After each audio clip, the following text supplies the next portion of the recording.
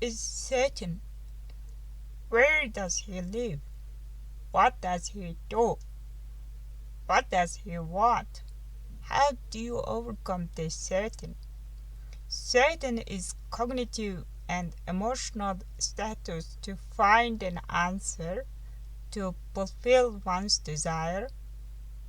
Everyone has desires to be alive, healthy, and enjoy freedom. When a person lacks the knowledge to react to a specific event or find solution, she tends to search for an answer based on what she has seen, heard before. Driven by desire that is scared of losing life, health, and freedom, lacking the knowledge based on things she has seen, heard, one chooses to pretend as if she knows the solution well. When pretending, one speaks words from her own resources based on what she knows and is sure her opinion is right and that there is no other right. Since she believes in her own resources, one expects others to believe in what she says and do as she says.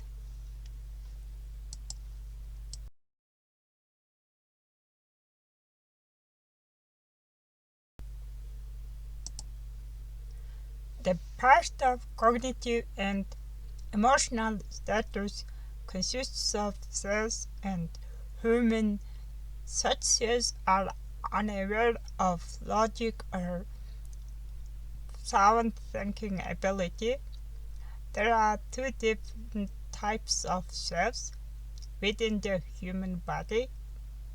Those are aware of thinking and remembering ability, and those are unaware of sound thinking, but only to forget and be happy with own resources.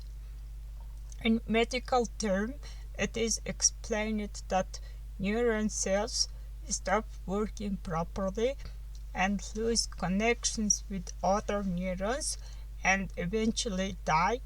Cells that stopped working or died are cells unaware of thinking and remembering ability.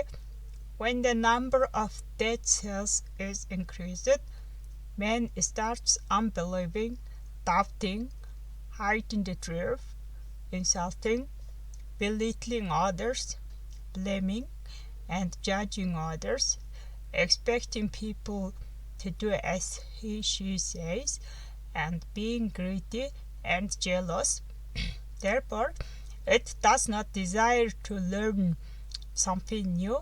Because it does not desire to learn, it does not want to change anything by words or actions. Just repeat saying what she already know until she gradually forgets them, and repeat doing what she has been doing over and over again. To increase the number of cells that are aware of thinking and remembering ability, one should believe in truth, reveal the truth, respect the differences, be loyal, work fairly, be happy to enjoy what she has, not to hate anyone, not to judge or blame anyone for not doing what was expected to do, be understanding and forgiving. Matthew 16:23. Get behind me, Satan. You are a stumbling block to me. For you do not have in mind the things of God, but the things of man. Matthew 16:24. If anyone wants to come after me, he must deny himself and take up his cross and follow me.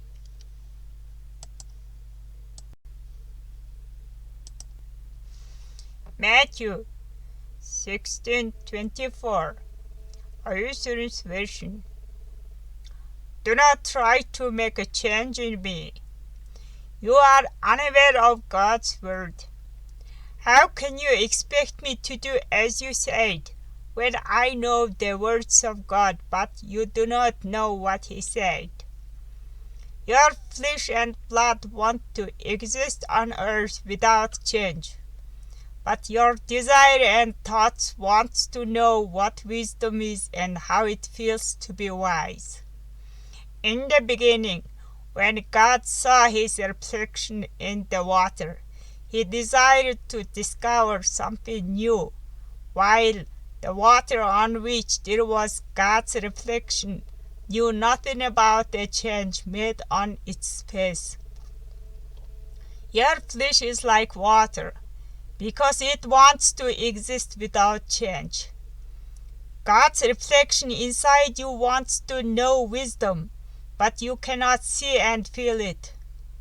Not knowing and feeling unawareness is the enemy that wants you to exist but not to know anything new.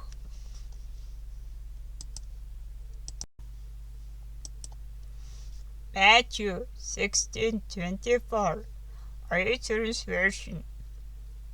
If anyone wants to speak the truth and do good deeds, he must be aware of what God said and feel how it feels to live among those who know nothing about God's word, but still keep doing as God said.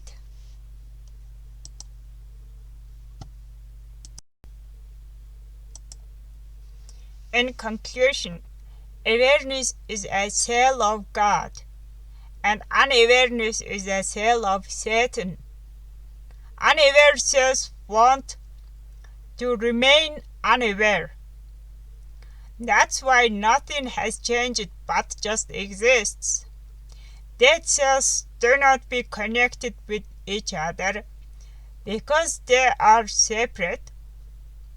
There is no hormone that regulates their connection.